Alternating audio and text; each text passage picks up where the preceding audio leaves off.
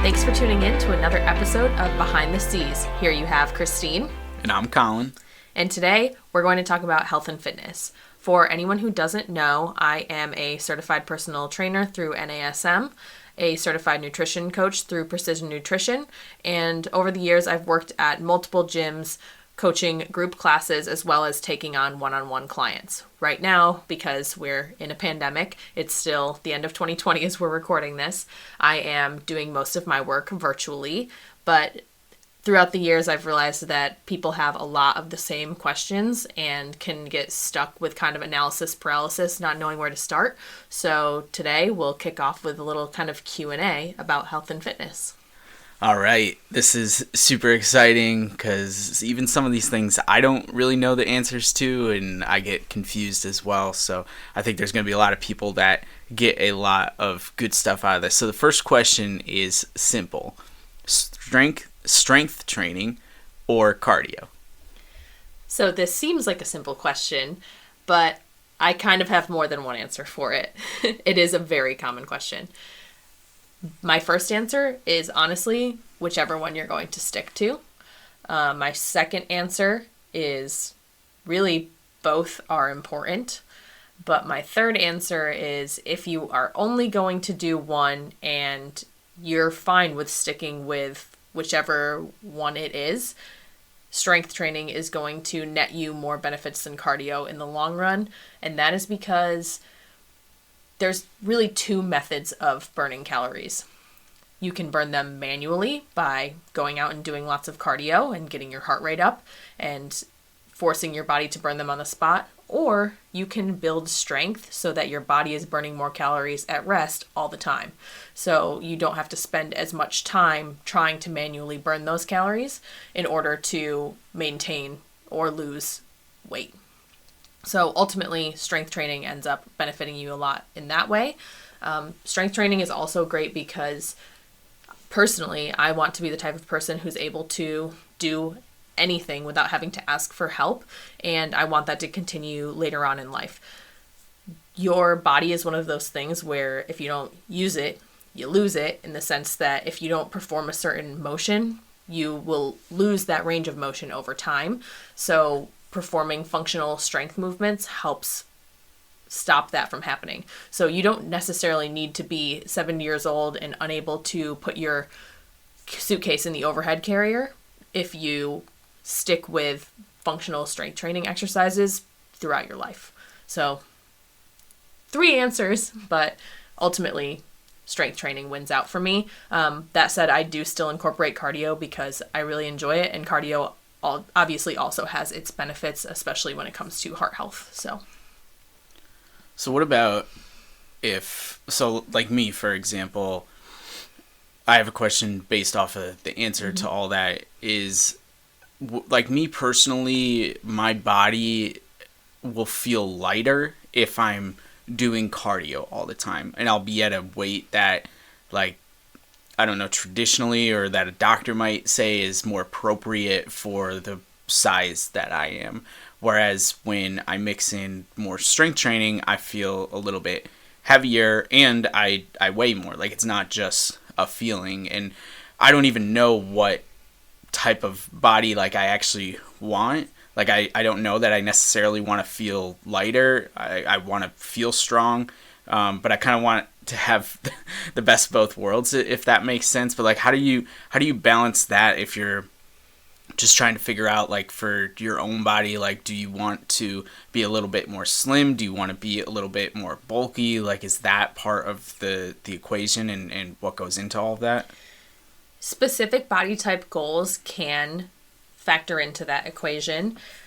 Also, like in your specific example, when you're saying you feel heavier when you mix in strength training, you should be building muscle when you have strength training in your routine. So that will lead to you being heavier than if you just were to do a lot of cardio and run all the time. It is not ideal or optimal for your body to hold on to a lot of muscle if you're just doing a lot of cardio, because you're training your body to say, like, okay, I'm running all the time. Running is easier when I'm lighter. Like, my body knows that, so my body is going to try to be lighter in addition to the fact that you're burning all those calories. Strength training, you're telling your body, I need strength, so I need more muscle. So you will likely weigh a little bit more in that sense. But what you're not factoring in when you're thinking about just weight is actual body composition. So you may feel lighter, but you may have a higher body fat percentage because your body is paring down muscle for you when you're doing that cardio. So if you're someone who like solely just cares about the number on the scale, you don't really care about what your body composition looks like, you could definitely get away with just doing cardio. But typically people think that's what they want, and then you can very easily get to like a skinny fat look by doing something like that. Right. And I don't necessarily, think that the scale is like the end all be all, but I think it's a good tool to get at least an idea of where you stand, no pun intended, with your weight. And I'm just curious because, I mean, if you take, I'm not going to play secrets here or anything. I'm 5'3" and I weigh close to 170 pounds usually. And if I think said that to a normal person or even to some doctors, they might be a little bit alarmed because if you look at any type of scales on the internet, and I know the internet's not the answer for everything, but my weight proportion with my size isn't really in line with like what the BMI says. Right. BMI is a very outdated, very inaccurate tool as well. So but BMI doesn't take into account anyone's body composition either. So pro bodybuilders will also have a BMI that is not optimal according to the charts. And I would also say a pro bodybuilder isn't actually healthy, but that just goes to show like muscle can really tip that scale. Right. Okay. So that's what I wanted you to explain is just the sense that like your height and your weight aren't necessarily a direct correlation like they may have been in the past, right? Yeah. And in general, your weight doesn't necessarily indicate your health. So I know there's a lot of arguments back and forth on both sides about that, but you can't look at someone and know if they're healthy or not. And BMI is kind of along the same lines as like just really dumbing it down. And that's why it's not like the most accurate way to view things. Cool. All right, let's go to the next question. And my question for you is, do you track your food? I do not. So that is something that I am technically able to prescribe for other people to do. And it's something that I have the tools and the knowledge to do, but it's not something that I personally find sustainable. And I think there's actually a very small portion of the population out there who does find a solution like that sustainable. So instead, I try to focus on keeping other healthy habits as a part of my lifestyle so that I don't have to be so focused on every single thing I'm putting in my mouth. So I just focus on bigger habits like having colorful fruits and vegetables at every meal. Fruits or vegetables. I don't always have both. Incorporating lean protein, keeping my snacks healthier by having like vegetables in my snacks and things like that. I also try to focus on having distraction-free meals and slowing down when I eat and things like that are long-term sustainable habits and then don't matter quite as much what exactly you are eating, and you still end up with solid results from that. So I have always found success without tracking. I have tried to track my intake a few times, and I find it to just feel extremely restrictive and take up an amount of time that I don't want to spend thinking about my food. So by having those foundations in place, I find that I don't have to do that. And honestly, I don't think most people need to track their food.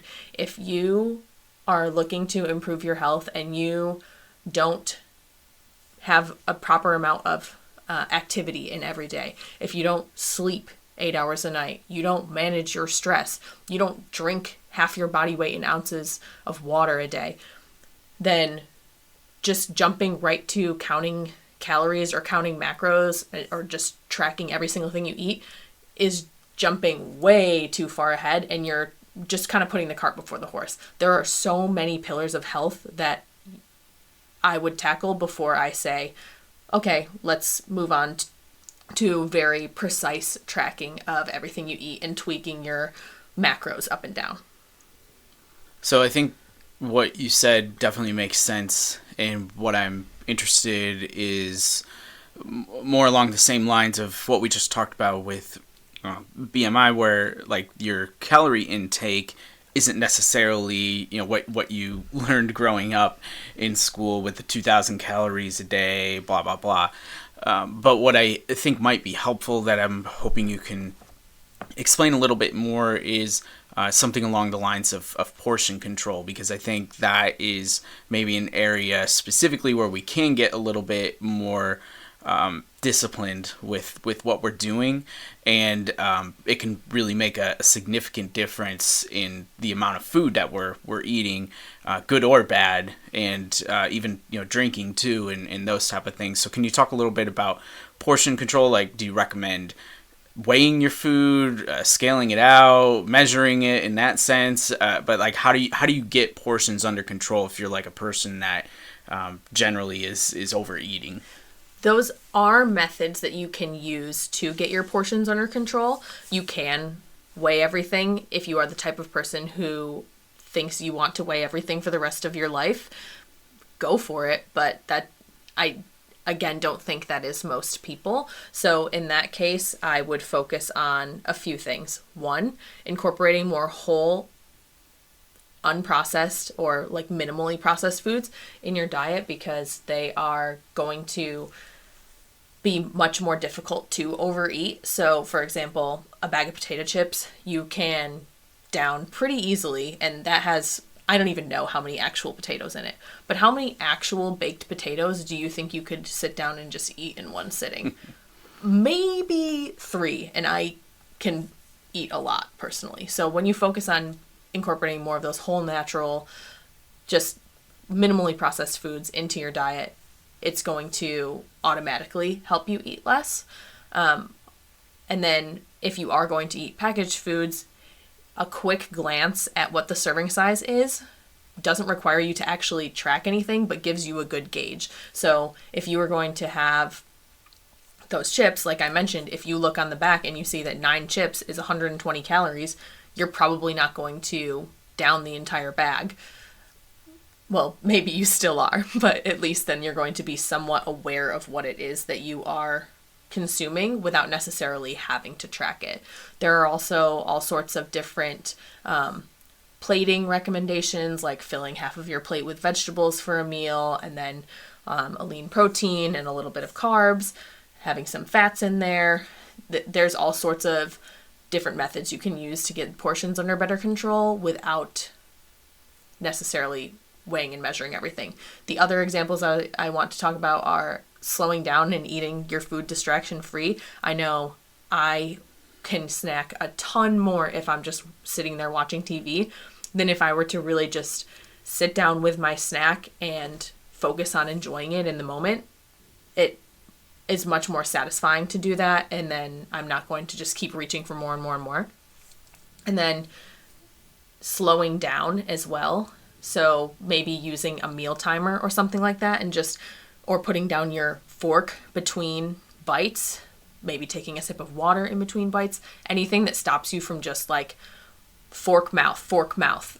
You'll then be able to tune in a little bit more to when your body is saying that you're full, instead of eating so fast that you push beyond that limit and then you're uncomfortable. You mentioned it, and maybe we're going to get a little bit deeper, but can you talk about water intake a little bit more? Yeah, so a good place to start with water intake is half your body weight in ounces. So whatever you weigh in pounds, cut it in half and drink that amount of water in ounces each day. If that is a struggle for you, a few things that I would recommend are drinking out of a water bottle or cup that you really like, and keeping it by your side all the time so that you see it and you know you need to drink water. Setting goals throughout the day, like once an hour getting up to use the bathroom and fill your water bottle. That always gets me triggered to be drinking more of it. And replacing some of the caloric drinks that you may be consuming regularly, replacing those with water. So a lot of people will drink a huge iced coffee drink, but not enough water in the day. So, maybe cut down on the size of that coffee drink and replace that with water. Instead of having a can of soda, switch to a can of seltzer water so that you're still maybe satisfying what you're looking for with that soda, but actually having water instead. Yeah, and so to give people an example, I drink roughly 80 fluid ounces of water on a pretty regular basis, and you got me in that habit, I don't know, probably 2 years ago now, when you did one of your programs. And I just want to say that 80 can seem like a lot, and for a lot of people it's going to be less. For some people it may be a little bit more than that, depending on what your weight is. But the thing I found is that sometimes you do need to kind of force yourself to drink the water, because I don't drink anything outside of water and alcohol. I don't drink soda. I don't even drink milk anymore. And so the only thing I'm drinking on a regular basis day to day is water. And there are times where I think I'm not thirsty, and I'm probably not thirsty like I was after a baseball game or something like that. But I still need to drink the water. Like the water needs to, it's going to do more inside of you than it's going to obviously just sitting there. And sometimes it makes you have to go to the bathroom a little bit more than maybe you want to. But I start when I'm up at between 5 and 5:30 every morning. I'm starting right away and trying to spread out that 80 ounces as much as I can, so that I'm not going to the bathroom constantly for like a 3-hour stretch. I feel the more you can stretch it out, the more your body will adjust eventually. Like when I first did it, it was terrible, and I was going to the bathroom all the time. But now for the most part, it's like, okay, I know you're supposed to be drinking this amount of fluid each day, so I'm expecting it. But just wanted to say that from personal experience, it is something that even though I've been doing it pretty much daily for 2 years now, there are still days where I just have to be like, oh man, I need to drink some more water. And I know how many ounces my water bottle holds, so I know how many water bottles I need per day, and that's how I go about making sure that I get the intake that I'm supposed to have. Yeah, that's a really easy way to keep track of it without necessarily tracking, like I said. I also do try to front load my water intake in the day, because I don't want to be up going to the bathroom at night, which I know can be a problem for some people. Yeah. So that's my 2 cents on water intake. Yeah, know what your wake window hours are. Stealing a baby term there. Just if you're up at between 5 and 5:30 like I am, and then you're going to bed between 9:30 and 10, I'm probably trying to stop drinking a lot of my fluids by 7 o'clock, and then I'm trying to clear it all out so that I can sleep through the night, maybe get up once, and everything. So that's a good way to put it. What do we got next? Well, before we go, I have one additional quick question, and then I want you to talk about some of your programs. But before we get to the programs, my additional question is around movement and steps in general, because there are a lot of reasons why a lot of us, and this is because of COVID, and this is just general in life, can't get the type of workouts that we want in on a daily basis. But what I think one thing that we can do a better job is just moving around, whether that's moving around to your house or your apartment, or going out for walks, using a treadmill if you have one, whatever it is. This is like the least amount of energy that you can expend and still get a lot of really positive things from it. So can you talk a little bit about how many steps you recommend each day, and talk a little bit more about just movement in general and what that does? Yeah, so what you're referring to is actually known as non-exercise activity, and it is definitely an important thing to fit into your day, because as humans we were meant to move, and our ancestors were walking around all the time, and we've just continued to make life more and more convenient so we don't have to be up moving around as much. I know I'll get stuck sitting at my desk some days and cringe when I realize how infrequently I'm getting up. So a couple of tips I have for that Well, I have a standing desk, which definitely helps, and I'm not necessarily walking while I'm doing that, but rotating between standing and sitting, I think, is one thing that makes an immediate impact. And if that's not something that's on your radar, I know at least my company is giving stipends for people to upgrade their home office with working from home. So, little plug, you should ask your employer if that's something that they're willing to do, if that's something that they haven't offered yet. So that's one way to get like at least a little bit more movement in. I also think tying movement into your other habits can be beneficial. So, after mealtime, going for a walk, getting some steps in that way. And it doesn't have to be a long walk, but, after dinner every night, going for a 15-minute walk. If you can get a quick walk in after lunch, even breakfast, just tying the habit of going for a walk onto something that you're already doing will help you get some steps in.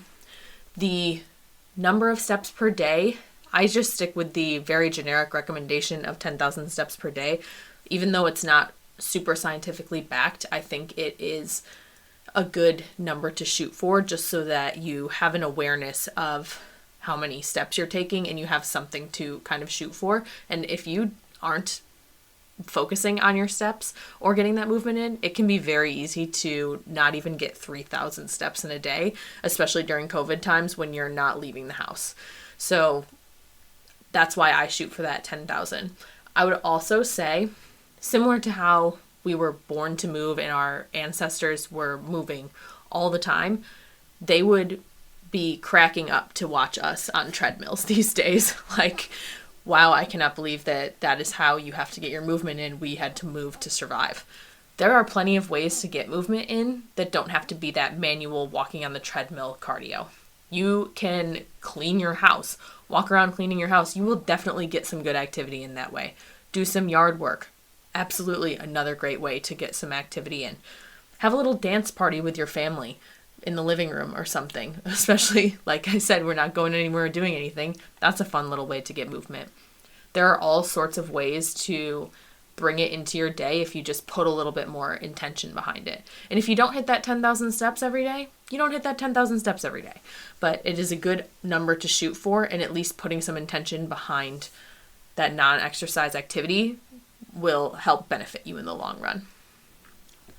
I love it, and thank you for all of the advice. I think it's super helpful for everyone to hear, and it helps me just get some of those reminders. And even though you give me reminders on a pretty regular basis, but we haven't published an episode since we started doing this again in October. And one of the reasons is because the time that we would normally use to record something like this, we've been recording other things. So I would love if you could just talk a little bit about some of these upcoming programs and releases that you have, especially with the new year coming, that everybody seems to desperately be waiting for. And tell us what's going on with all of that. Yeah, for sure. So I have always had Hit It Home and Hit It Home 2 as programs available on my website. They are 30-day programs, 5 workouts per week, and I just recently revamped them so that there are new videos to demo movements and explain the exercises. So Colin has been my help in recording those, and I've made the versions more printer-friendly as well. The workouts are the same, but the demos and the exercise explanations are improved. So that's really exciting. Hit It Home 3 is also on the way and should be released shortly as well. Listeners of this podcast can get a discount with code DYNAMIC at checkout at my website, sweatwithstads.com. So be sure to check that out. Also coming in the new year will be my Healthier You program, which is going to work on some of these habits that I talked about, as far as drinking enough water, getting enough movement in during the day, slowing down while you're eating so you're able to listen to your body. There won't be any tracking involved. There won't be any workouts specifically involved, but it will be a 6-week program done as a group to help build better habits over time. And if you ever have any questions or are interested in working together one-on-one with any type of training, be it nutrition, be it personal training, or both, you can head to my Instagram at sweatwithstads and shoot me a DM, or go to sweatwithstods@gmail.com. Send me an email, and I'd be happy to chat. Thanks for having me, Colin. All right. Well, thanks for coming on. We had the Bambino here join us at the end. If you hear her making some noise, it's because she just woke up from her nap, and that's when we get our time to record. So we're going to end this episode and just say we hope everyone has a safe and enjoyable end of 2020. We'll see you all in 2021. Check out everything with Christine. I'll put it all in the show notes. Feel free to share this episode with friends, family, when you're on the road traveling, or at home if you're staying home. And we'll see you next time. Take it easy.